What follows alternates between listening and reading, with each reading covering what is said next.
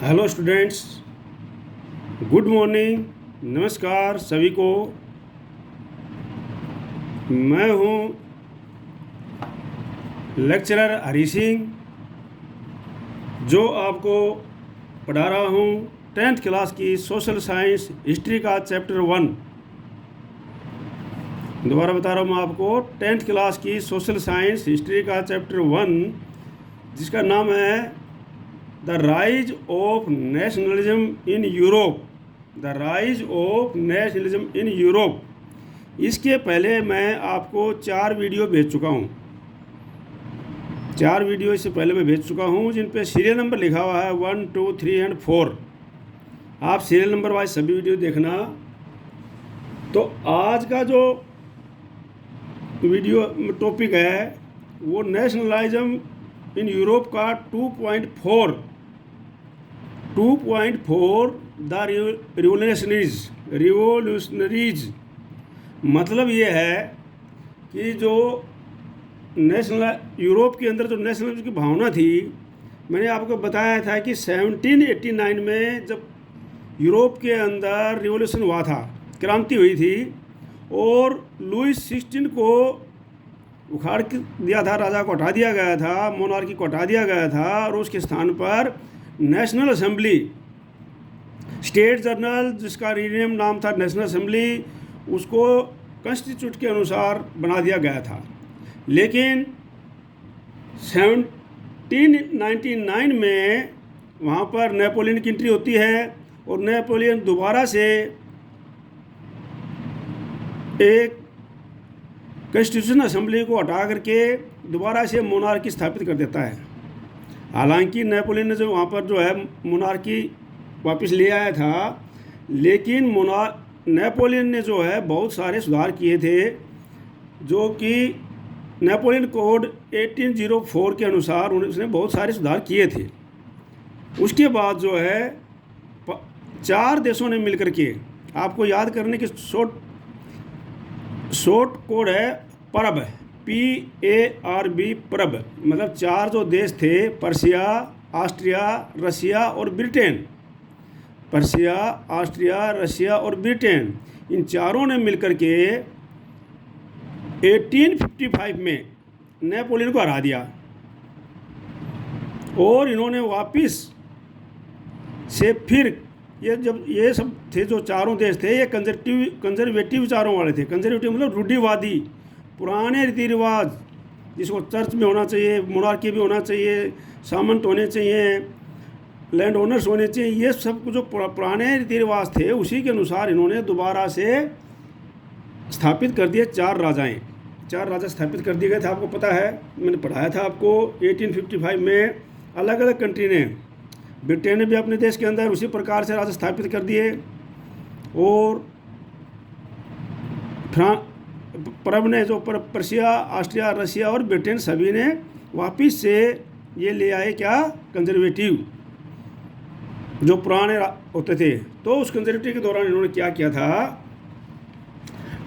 तो उसके बाद मैं बता रहा हूँ कि जब ये वापस लेकर के आ गए, तो जो रिवोल्यूशनरीज थे, अब उनका क्या हुआ, क्योंकि रिवोल्यूशनरी जो क्रांतिकारी थे, जो अपने देश को फ्रीडम करना चाहते थे, जो एक कॉन्स्टिट्यूशनल नेशन बनाना चाहते थे, पूरा एक नेशन बनाना चाहते थे, स्वतंत्र डेमोक्रेटिक नेशन बनाना चाहते थे, अब वो जो है अंडरग्राउंड हो गए। अंडरग्राउंड का मतलब जो है छुपके काम करने लग गए। वो अपना सामने नहीं आते थे, क्यों सामने आते हैं तो ये लोग उनको मार देते। तो उन्होंने क्या किया, अंडरग्राउंड होकर के, मतलब छुप करके, जिस प्रकार से किसी देश के अंदर कोई डिक्टेटर गवर्नमेंट आ जाती है, और जो डेमोक्रेटिक लोग होते हैं वो फिर क्या करते हैं, छुप के अपने क्रांति के लिए योजना बनाते हैं। तो इसी प्रकार से ये जो रिवोल्यूशनरीज थे, ये अंडरग्राउंड हो गए। फिर इनका क्या हुआ, इन्होंने क्या किया, वो मैं आज इस टॉपिक में पढ़ा रहा हूँ आपको। ये बात है 1855 में।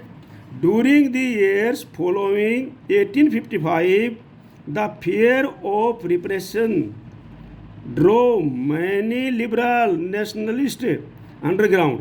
अब क्या है, 1855 में जब कंजर्वेटिव आ गए, कंजर्वेटिव ने अपना शासन स्थापित कर लिया, तो 1855 में जब कंजर्वेटिव आ गए तो उसके दौरान during the years of following 1815, कहने का मतलब है 1855 के दौरान the fear of impressive drove many liberal nationalise underground. भाई उस डर के कारण, जो दबाव के कारण, डर के कारण क्या है, बहुत सारे जो नेशनलिस्ट थे, लिबरल नेशनलिस्ट, जो मैंने जो है लिबरल का मतलब उदारवाद भी होता है हिंदी शब्द में, जो हिंदी का आप हिंदी मीडियम में पढ़ोगे तो उसका अर्थ मिलेगा उदारवाद, मतलब लिबरल थे। लेकिन मैं आपको बताऊं लिबरल का मतलब जो है स्वतंत्र कराने वाले, अपने राष्ट्र को स्वतंत्र विचारों वाले जो लोग थे वो क्या हो गए, अंडरग्राउंड हो गए। अंडरग्राउंड मतलब वो जो है अपना छुप करके काम करने लगे, क्योंकि उनको पता था कि अब हमारी एकदम से नहीं चलेगी। फिर वो अंडरग्राउंड होकर क्या करने लगे, वो secret societies sprang up in many European states to train revolutionaries and separate their idea. अब ये क्या करने लगे भाई, इन्होंने अपनी सेक्रेट सोसाइटी बना ली, कई सारे यूरोप के अंदर सेक्रेट सोसाइटी बना ली और उनको ट्रेन करने लगे कि किस प्रकार से हमने जो है पूरे अपने आइडिया, जो नेशनलिज्म का आइडिया है, इसको फैलाने के लिए उन रिवोल्यूशनरीज को ये ट्रेन करने लगे सभी को कि भाई हमने जो है नेशनलिज्म का आइडिया लोगों के अंदर ही अंदर फैलाना है, लोगों के अंदर ही अंदर नेशनलिज्म का आइडिया हमने फैलाना है। जिस प्रकार से कोई सरकार होती है, उसके अपोजिट पार्टियाँ उस सरकार के अपोजिट की जो बातें करती हैं, तो इसी प्रकार से ये लोग जो होकर के अंडरग्राउंड होकर के अपनी सेक्रेट सोसाइटी बनाने लग गए यूरोप के अंदर, और वहाँ पर उनको ट्रेन किया कि भाई इस प्रकार से हमने जो है हमारा जो नेशनलिज्म का आइडिया है वो सभी जगह बताना है और हमने रिवोल्यूशनरी करनी है, क्रांति करनी है। तो अब क्या है, टू बी रिवोल्यूशनरी, रिवोल्यूशन मतलब क्रांतिकारी, टू बी रिवोल्यूशनरी मतलब क्रांतिकारी होने का मतलब था क्या, एट दिस टाइम उस समय meant a commitment to oppose monarchical forum that had been established after the Vienna Congress and to fight for liberty and freedom. कहने का मतलब है कि भाई उस समय रिवोल्यूशनरी होने का मतलब ये था कि जो सरकार वियना कांग्रेस में, वियना कांग्रेस के समय मतलब जो चारों देशों ने मिलकर के वियना में एक जो संधि हुई थी, उसके दौरान जो इन्होंने कंजर्वेटिव राज्य स्थापित किए थे, कंजर्वेटिव जो विचारों वाले राजा स्थापित किए थे, बनाए थे, इसका मतलब है कि उनका कमिटमेंट करना, मतलब उनका विरोध करना। रिवोल्यूशनरी होने का मतलब था कि उनको विरोध, उस राजाओं का विरोध करना, opposite to commitment to oppose monarchical forum that had been established after the Vienna Congress, जो कि वियना कांग्रेस के बाद में स्थापित किए गए थे मोनार्किकल सिस्टम, उनका विरोध करना था। रिवोल्यूशनरी होने का मतलब ही यही था। And to fight for liberty and freedom, और उसका मतलब ये था कि लिबर्टी और फ्रीडम के लिए, लिबर्टी मतलब स्वतंत्रता के लिए, उदार के लिए, और फ्रीडम के लिए उनसे फाइट करना था। इनका मतलब रिवोल्यूशनरी का मतलब यही था। इसका मतलब ये है कि भाई अगर कोई रिवोल्यूशनरी है तो उनका विरोधी है, उस सरकार का विरोधी है और वो अपनी स्वतंत्रता के लिए फाइट कर रहा है। तो उसका अर्थ जो यही था उस समय जब जो है रिवोल्यूशनरी होने का मतलब, ठीक है नहीं। अब क्या है, most of these revolutionaries also saw the creation of nation state as a necessary part of struggle for freedom. तो बहुत से जो मोस्ट ऑफ रिवोल्यूशनरीज थे, बहुत से क्रांतिकारी थे, उन्होंने इस स्ट्रगल ऑफ फ्रीडम को एक स्वतंत्र नेशन बनाने का एक बहुत ही अभिन्न भाग समझा कि भाई ये जो है स्ट्रगल फॉर फ्रीडम है, ये हमारे लिए क्रिएशन ऑफ नेशन, एक राष्ट्र बनाना, एक जो सभी छोटे छोटे राज्यों को मिला करके एक राष्ट्र बनाना और उसको एक फ्रीडम, एक कॉन्स्टिट्यूशन सरकार बनाना, वो हमारे लिए क्या है, स्ट्रगल फॉर फ्रीडम है, उसका हिस्सा है, ये मतलब उसका पार्ट है। अब उसमें से कौन कौन देखो, कोई ये प्रकार से उन्होंने इनका हिस्सा समझ लिया था। तो one such individual was the Italian revolutionaries Giuseppe Mazzini, born in Genova in 1807. He became a member of the Secret Society of Carbonari. अब क्या था कि एक जो उनका बहुत बड़ा रिवोल्यूशनरी था, ये बहुत इंपॉर्टेंट चीज़ है, इसको याद रखना, इस नाम को, यूसुफ मजनी, ठीक है नहीं। तो यूसुफ मजनी का जो जन्म हुआ था ये जनेवा में हुआ था और 1807 में हुआ था। तो ये बहुत बड़ा एक इटालियन रिवॉल्यूशनरी था यूसुफ मजनी। तो इसने क्या है, ये he became a member of second society of the Carbonari जो सेकेंड सोसाइटी थी ये उसका मेंबर बन गया।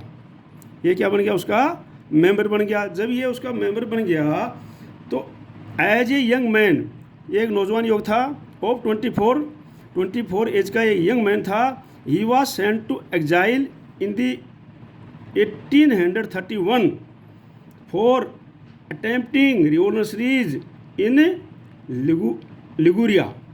अब क्या है, क्या हुआ कि जब ये उसका मेंबर बन गया और इसने जो है लिगुरिया में जो एक रिवॉल्यूशनरी क्रांतिकारियों को अटेम्प्ट किया था उन्होंने, तो उसके चक्कर में उसके लिए इसको उन कंजर्वेटिव राजाओं ने, कंजर्वेटिव सरकार ने क्या किया, इनको वहाँ से सेंट टू एग्जाइल मतलब देश निकाला दे दिया। एग्जाइल का मतलब देश से निकाल जाना, कि भाई तुम जो है इस देश से निकल जाओ यहाँ से। पहले इस प्रकार से होता था, अगर किसी को सजा देनी होती थी किसी को, तो उनको बोल देते तुम हमारे राज्य से बाहर हो जाओ, ठीक है नहीं।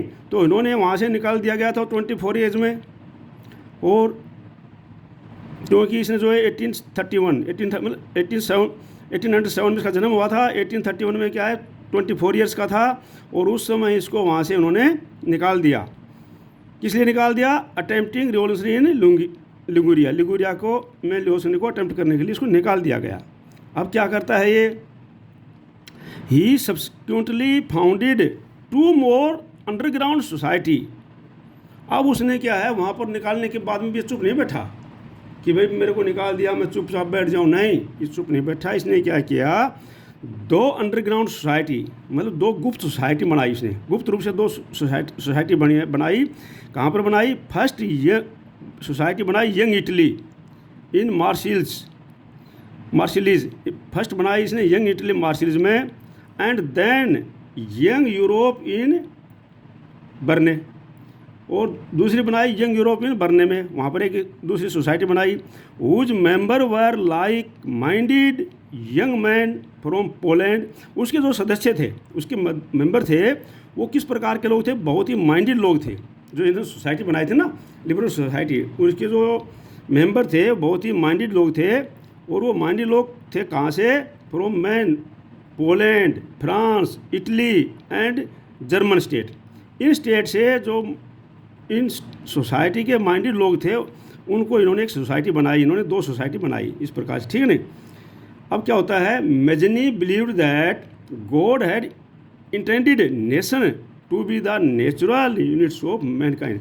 भाई जो यूसुफ मजनी था ये विश्वास करता था, किस चीज़ में बिलीव करता था, ये बिलीव करता था कि भाई मनुष्यों को भगवान ने एक समूह के रूप में, एक कंबाइंड रहने के लिए बनाया है।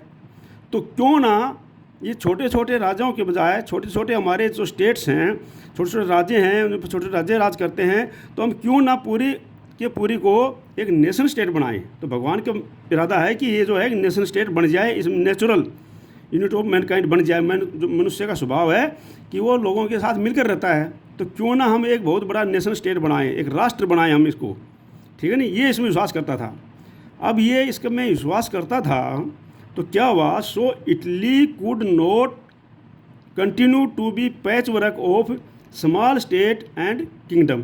तो ये बोला कि भाई इसलिए जब भगवान ने हमको इकट्ठा रहने के लिए बनाया है, तो इटली जो है ये अलग से अलग अलग राज्यों में, छोटे छोटे पैच वर्क में, छोटे छोटे राज्यों में नहीं बढ़ सकती। इसको तो एक पूरा एक नेशन किंगडम बनना चाहिए, एक पूरा नेशन राष्ट्र बनना चाहिए। It had to be forward into single united republic within wide lines of nation. तो बोल रहा है कि इस इटली को जो है एक सिंगल यूनाइटेड होना चाहिए, पूरे के पूरे जितने छोटे छोटे राज्य हैं जिनके पर राजा राज कर रहे हैं, इनको एक पूरा राष्ट्र होना चाहिए, पूरा देश होना चाहिए, पूरा राष्ट्र होना चाहिए। और वो राष्ट्र में किस प्रकार की, उस पर सरकार किस प्रकार की होनी चाहिए, रिपब्लिक है। रिपब्लिक मतलब जनता के द्वारा चुनी गई सरकार होनी चाहिए, ना कि भाई राजा बैठ जाए अपनी मर्जी से और उसके बाद में। तो क्या होनी चाहिए वहाँ पर, जनता के द्वारा चुनी हुई सरकार होनी चाहिए वहाँ पर, ठीक है नहीं, kingdom. It had to be formed into a single united republic within a wider lines of nation. तो ये मैंने आपको बता दिया कि भाई इसका ये इरादा था। This unification alone could be the basis of Italian liberty. और ये यूनिफिकेशन कैसे आ सकती है, ये यूनिफिकेशन केवल जब आ सकती है तो इटालियन लिबर्टी के द्वारा आ सकती है, मतलब इटालियन जो है पूरी स्वतंत्रता, उदारवाद के द्वारा, स्वतंत्रता के द्वारा आ सकती है ये। Following this model secret societies were set up in Germany, France, Switzerland and Poland. अब आपने इस मॉडल को, इस सिद्धांत को फॉलो करने के लिए, इसको फॉलो करते हुए उसने क्या किया कि सेक्रेट सोसाइटी बना दी। कहाँ कहाँ पर सेक्रेट सोसाइटी बनाई, following this model secret society और setup in Germany, France, Switzerland and Poland. इन सभी देशों में उन्होंने क्या किया, इसने यूसुफ मजीद ने सेक्रेट सोसाइटी बनाई। अब वो उसके बाद क्या किया इन्होंने, मजनीस, मुजनीस relentless opposition to monarchy and his vision of dramatic republic frightened the conservatives। अब जो ये मुजनी था, इसने जो मोनार्की का ओपोजिशन किया था, मोनार्की का ओपोजिशन करने थे, और ये अपने इसका विजन था कि भाई रिपब्लिक डेमोक्रेटिक सरकार होनी चाहिए। इसके लिए इससे क्या हो गए कि जो कंजर्वेटिव थे वो क्या हो गए, डर गए। फ्राइटेंड मतलब डर गए, वो इससे डर गए। Metternich describe him the most dangerous enemy of our social order. और जितने भी कंजर्वेटिव थे उन्होंने क्या किया, भाई जो मैटरनिक है इसको घोषित कर दिया उन्होंने कि भाई जो मैटरनिक है ये हमारा इस कंजर्वेटिव सिस्टम का, कंजर्वेटिव मोनार्की सिस्टम का सबसे डेंजरियस एनिमी है। ये जो है कंजर्वेटिव ने इसको घोषित कर दिया कि भाई जो मैटरनिक है उन राजाओं ने घोषित कर दिया कि ये जो मैटरनिक है ये हमारा ये सोशल ऑर्डर है। सोशल ऑर्डर कौन सा, जो कंजर्वेटिव सिस्टम, जिसके अंदर जो मोनार्की होते हैं, मोनार्की के अंदर जो है चर्च वगैरह का राज्य होता है, उसके बाद उसके अंदर नीचे सामंत होते हैं, तो उसका सबसे जो है ये खतरनाक डेंजरस एनिमी है। ये उन्होंने इसको घोषित कर दिया, ठीक है नहीं। तो ये था कि रिवोल्यूशनरी, ये पॉइंट था 2.4। इसी वीडियो में मैं पॉइंट 3 का भी वर्णन कर रहा हूँ, पॉइंट 3 का भी वर्णन कर रहा हूँ। और वो है, तो ये तो आपने रिवोल्यूशनरी के बारे में पढ़ लिया कि रिवोल्यूशनरी क्या हुआ। तो पॉइंट 3 में जो क्या है कि उसका भी मैं आपको इसी वीडियो में वर्णन करके दिखा रहा हूँ। तो कि भाई उसके बाद ये जो युग था पॉइंट 3 में, वो कब से कब तक का है, वो है age of revolutionary, age of revolution 1813 1848।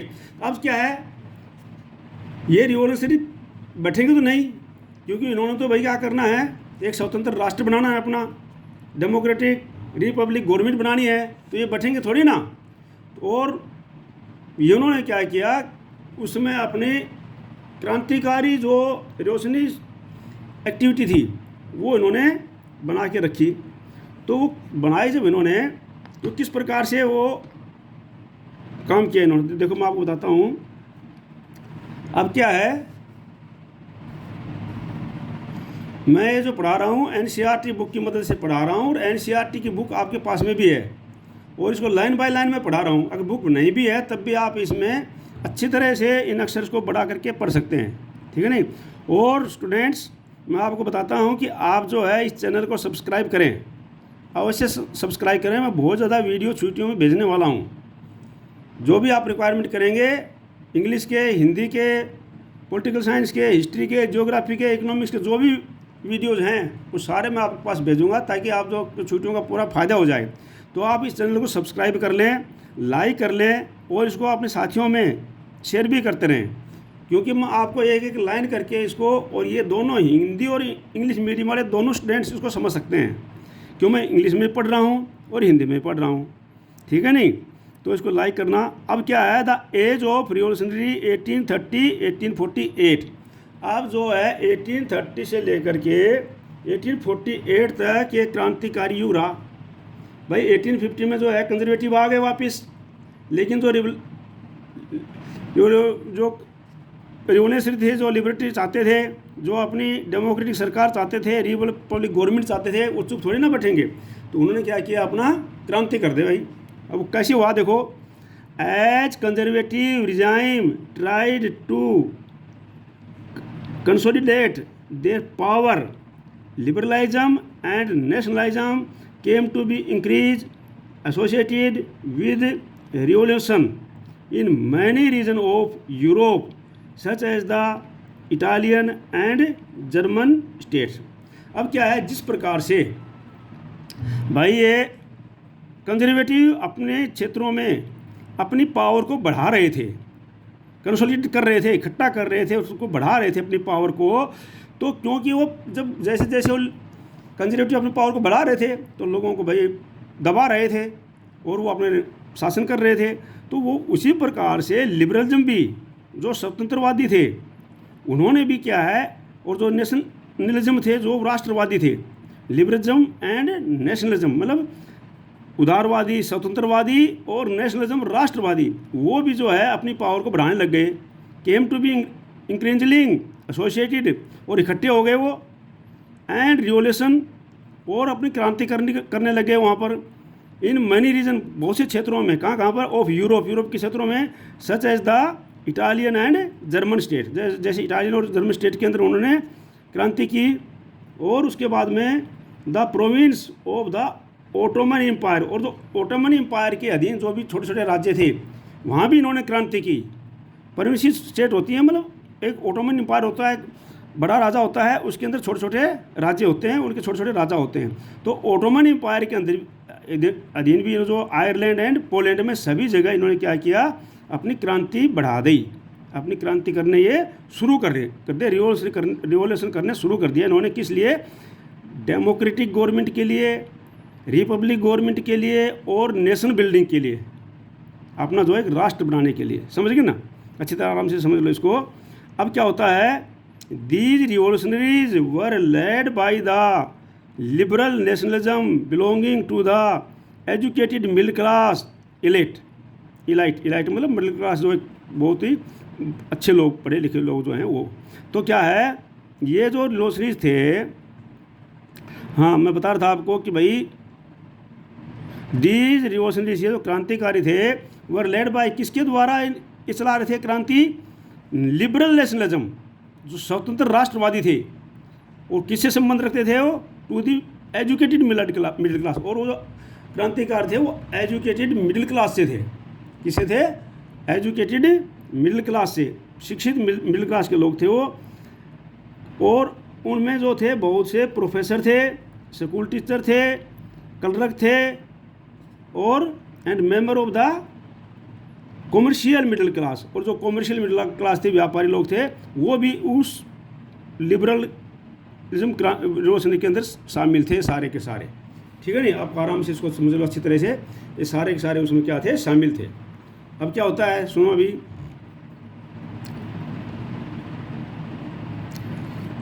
The first upheaval took place in France in July 1830। अब आप क्या है, कोई भी क्रांति हुई, आप देखो जो सबसे पहले क्रांति 1789 में कहाँ पर हुई थी, फ्रांस में, क्योंकि यूरोप के अंदर, फ्रांस के अंदर ही जो चीज़ होती है ना वो सारे यूरोप में फैल जाती हैं। तो अभी दोबारा भी इन कंजर्वेटिव के अगेंस्ट में सबसे पहले जो क्रांति हुई वो कहाँ पर हुई थी, वो हुई थी फ्रांस में, जुलाई 1830 में। ये जुलाई 1830 में फ्रांस में क्रांति हुई थी, आपको समझ लेना चाहिए अच्छी तरह से। The Bourbon kings who had been restored to power during the conservative reaction after 1850 were now overthrown by liberal revolutionaries who installed a constitutional monarchy with Louis Philippe as its head। अब समझो, अब क्या हुआ कि 1830 में जो क्रांति हुई जुलाई में, उसमें जो ये बोर्बन किंग था, जिसको स्थापित किया था, कब स्थापित किया था, कंजर्वेटिव ने, जब कंजर्वेटिव आए थे 1815 में, क्योंकि 18 जो 1789 में बोर्बन किंग को हटा दिया था और वहाँ पर जो है नेशनलिज्म ले आए थे, जो नेशनल असेंबली ले आए थे। उसके बाद वो आ गया था, कौन आ गया था, नेपोलियन आ गया था। लेकिन 1850 में फिर उन्होंने क्या किया, बोर्बन किंग को बैठा दिया वहाँ पर गद्दी पे। अब जो है 1815 में बैठा दिया, तो 1830 में जब फ्रांस में दोबारा से क्रांति हुई तो उन्होंने इस बोर्बन किंग को वहाँ पर फिर से उखाड़ दिया, मतलब फिर से उसको गद्दी से हटा दिया। और उसको गद्दी से हटाने के बाद में हटा दिया, ओवरथ्रोन कर दिया लिबरल, और किसने किया, लिबरल रिवोल्यूशनरिस्ट ने। जो लिबरल रिवोल्यूशनरिस्ट थे, क्रांतिकारी थे, स्वतंत्रता क्रांतिकारी थे, उन्होंने इसको गद्दी से उठा दिया। और वहाँ पर किसको बढ़ाया गया, वो इंस्टॉल्ड एक कॉन्स्टिट्यूशनल मोनार्की, एक संवैधानिक मोनार्की बना दिया। कि भाई जो है ना, मोनार्की तो रहेगा, मोनार्की तो अभी भी रहेगा, लेकिन कैसे रहेगा, ये एक कॉन्स्टिट्यूशनल, मतलब संविधान के अनुसार रहेगा, मतलब संविधान के अनुसार ये काम करेगा। ये कैसे काम करेगा, संविधान के अनुसार काम करेगा, ठीक है कि नहीं। तो इस प्रकार से वहाँ पर, और वो कौन था, वो लुइस फिलिपी जो बैठा दिया गया एज इट्स हेड, इसका हेड था जो। तो अब क्या हुआ, वह अब देखो ये मैटरनिक बोलता है, ड्यूक मैटरनिक है ये, बड़ा इसको आप याद कर लेना, इसके ऊपर क्वेश्चन भी आता है और इसके ऊपर शॉर्ट नोट भी आ जाते हैं। बाद में मैं क्वेश्चन भेजूंगा, क्वेश्चन याद कराऊंगा तो मैं भेज भी दूंगा। तो ये जो ड्यूक मैटरनिक है, ये क्या बोला, वैन फ्रांस सिनीजीज, इसने एक टिप्पणी की थी, एक बात बोली थी कि बस जब फ्रांस को जो है क्या होती है, छींक आती है, सिनीजीज होती है, छींक आती है मान लो, तो Metternich once remark the rest of Europe catches the cold. तो जो सारा का सारा यूरोप है उसको सर्दी जुकाम पकड़ जाता है। कहने का तात्पर्य है कि भाई अगर फ्रांस के अंदर कोई छोटी सी भी बात होती है तो पूरे यूरोप के अंदर वही चीज़ें होने लग जाती है। अगर फ्रांस में सबसे पहले क्रांति हो तो पूरे यूरोप में क्रांति हो जाएगी। अगर फ्रांस के अंदर हम जो लिबरलिज्म लाएंगे तो पूरे यूरोप में लिबरलिज्म आ जाएगी। तो इस ये कहने का मतलब इसका ये था। The July revolution sparked as uprising in Brussels. इसी कारण क्या हुआ है कि जुलाई का जो रिवॉल्यूशन था वो कहाँ गया, ब्रुसेल में फैल गया, विच लेड टू बेल्जियम। इसका मतलब क्या हुआ कि Belgium breaking away from the United Kingdom of the Netherlands. और जो इसी का परिणाम क्या निकला है कि जो बेल्जियम था वो जो यूनाइटेड किंगडम ऑफ नीदरलैंड का एक के अंदर आता था, वो वहाँ से स्वतंत्र हो गया, क्रांति करके वहाँ से भी ये स्वतंत्र हो गया। Belgium, United Kingdom of Netherlands से बेल्जियम स्वतंत्र हो गया, समझ गए ना। अब आगे क्या होता है सुनो अभी। An event that mobilised nationalist feeling among the educated elite. जब ये एजुकेटेड एक ग्रुप था, एजुकेटेड शिक्षित लोग थे इसके अंदर, बहुत अच्छे से लोग थे, तो एजुकेटेड एलाइट के अंदर क्या हुआ कि nationalise an event that mobilise nationalist की जो फीलिंग भावना थी ये इस एजुकेटेड ग्रुप में फैल गई, एक क्लास में फैल गई, और पूरे के पूरे across the Europe was Greek war of independence. और पूरा का पूरा जो है यूरोप के अंदर जो ग्रीक था, ग्रीक वार जो है स्वतंत्रता में बदल गया, ठीक है नहीं। ग्रीस मतलब ग्रीक के लोग, ग्रीस मतलब ग्रीक के लोग। Greece had been part of the Ottoman empire since the 15th century. जो ग्रीस था, ये ग्रीस मतलब यूनान, वैसे हिंदी में इसको यूनानी बोलते हैं, ठीक है नहीं, लेकिन आप इंग्लिश में अपना ग्रीस समझो। तो जो ग्रीस था ये जो है ऑटोमन एम्पायर का हिस्सा था, कब से लेकर के 15th सेंचुरी से। 15th सेंचुरी से ये ऑटोमन एम्पायर का एक हिस्सा था, उसी के अंदर आता था, ऑटोमन एम्पायर के अधीन आता था, मतलब ये। तो the growth of revolutionary nationalist in Europe sparked off the struggle for independence among the Greek which began in 1821। तो अब क्या हुआ, इसके बाद जो ग्रीक के अंदर भी, यूरोप के अंदर जो है एक आंदोलन फैल गया, नेशनलिज्म की भावना फैल गई, और उन्होंने भी आंदोलन कर दिया, स्ट्रगल कर दिया 1821 के अंदर कि भाई हम भी जो है इस ऑटोमन एम्पायर से क्या है स्वतंत्र होंगे, अलग होंगे हम, और हमारी जो है डेमोक्रेटिक रिपब्लिक गवर्नमेंट होगी, और एक नेशन होगा हमारा ग्रीक, जैसे यूनान एक देश है, ठीक है ना, यूनान जिसको बोलते हैं आजकल, यूनान बोलते हैं उसको हिंदी में।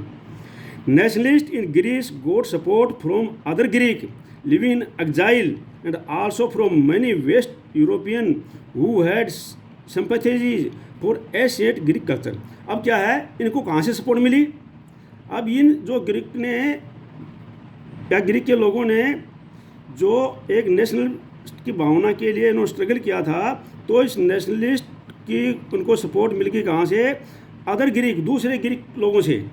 दूसरे ग्रीक लोग जो बाहर रह रहे थे, ग्रीक से लोग बाहर रह रहे थे, लिविंग इन द एक्साइल, जो बाहर रह रहे थे, जिनको बाहर निकाल दिया गया था या उस देश से, ऑटोमन एम्पायर से बाहर रह रहे थे, उन लोगों से भी इनको सपोर्ट मिल गई। और उन लोगों से सपोर्ट मिली फ्रॉम मनी वेस्ट यूरोपियन से भी सपोर्ट मिल गई, जो कि हु हैड सिंपैथी, जो इनके प्रति सिंपैथी रखते थे, मतलब सद्भावना रखते थे उनको, फॉर एंशिएंट ग्रीक कल्चर, जो एंशिएंट पुराना जो ग्रीक कल्चर था उसके प्रति जो सद्भावना रखते थे, सिंपैथी रखते थे, उनसे भी इनको सपोर्ट मिल गई, इन क्रांतिकारियों को। ठीक है ना। अब क्या होता है भाई, poets and artist lauded Greece as the cradle of European civilization and mobilized public opinion to support its struggle against the Muslim empire। और जो वहाँ पर पोइट्स थे, आर्टिस्ट थे, उन्होंने भी इस भावना को फैलाना शुरू कर दिया, यूरोपियन सिविलाइजेशन की भावना को, और मोबिलाइज कर दिया पब्लिक ओपिनियन, एक पब्लिक का ओपिनियन बना दिया, मतलब सारी जनता के अंदर इसको एक खुला बता दिया इन्होंने, पोइट्स ने और आर्टिस्ट ने, और इसको सपोर्ट करने लग गया स्ट्रगल को अगेंस्ट मुस्लिम एम्पायर की। भाई जो है मुस्लिम एम्पायर है, ऑटोमन एम्पायर जो मुस्लिम शासक है, उसके हम अगेंस्ट में हैं, और इसकी भावना सब लोगों के अंदर इन्होंने फैला दी। ठीक है नहीं, समझ गया। अब क्या प्रकार का, अब क्या है, द इंग्लिश पोइट, एक इंग्लिश पोइट था लॉर्ड बायरन जो एक इंग्लिश पोइट था, ऑर्गेनाइज्ड ए फंड, उसने फंड इकट्ठा किया, and later went to the fight to the war, और वो क्या है, इसी वार के अंदर लड़ने के लिए चला गया, where he died of fever in 1824। हालांकि वो वहाँ पर जो है फीवर के कारण वहाँ पर 1824 में मारा गया, जो पोइट था मर गया। Finally the treaty of Constantinople of 1832 recognised Greece as a independent, और अंत में जो है 1832 के अंदर जो ट्रीटी हुई थी, ट्रीटी ऑफ कॉन्स्टेंटिनोपल, इसकी कॉन्स्टिट्यूशन इसको हिंदी में होती है, लेकिन आप इंग्लिश में रखो, ट्रीटी ऑफ कॉन्स्टेंटिनोपल, जो कि इसको याद रखो इंग्लिश में ही। और ये इस ट्रीटी के द्वारा ग्रीस जो है एक इंडिपेंडेंट राष्ट्र बन गया। तो कहने का मतलब है ये था एज ऑफ रिवॉल्यूशनरीज 1830 से 1848 तक। ये वीडियो नंबर 5 है मेरा, ठीक है नहीं, वीडियो नंबर 5 है। आप सीरियलिटी से एक एक वीडियो करके देखते रहना, आपको पूरा ये चैप्टर, आराम बहुत लंबा चैप्टर है, आपको पढ़ना ज़रूरी है, और ये सब आपको याद हो जाएगा। ठीक है नहीं, यूरोप की हिस्ट्री है। तो मैं फिर बोल रहा हूँ कि आप जो है इस चैनल को अवश्य सब्सक्राइब कर लो, मैं टॉपिक आपके पास भेजता रहूँगा, और वो इसी प्रकार से आपके पास आते रहेंगे। अगर आप इसको सब्सक्राइब कर लेंगे, लाइक कर लेना, और इसको बेल बटन दबा देना, और इसको शेयर भी करना, तो आगे फिर मैं अगला वीडियो में जो है बनाऊंगा romantic imagination and national feeling, और इस प्रकार से मैं 2 पॉइंट उसमें एडजस्ट कर दूंगा, the hanger, hardship and popular revolt. ये मैं अगले वीडियो में कर दूंगा, क्योंकि वीडियो बड़ा हो जाएगा, और आप हर एक वीडियो को देखते रहना जब आपको टाइम मिलता है। वो जरूरी नहीं कि एक बार में पूरा वीडियो देखो, आप फिर उसको वहाँ पर स्टॉप कर दो, फिर जब आपका दूसरा टाइम मिलता है तो फिर देखो, और ये छुट्टियों का पूरा फ़ायदा उठाओ और अपने सिलेबस को पूरा करो, अन्यथा जो है ये पूरा सिलेबस नहीं हो पाएगा। जय हिंद, जय भारत।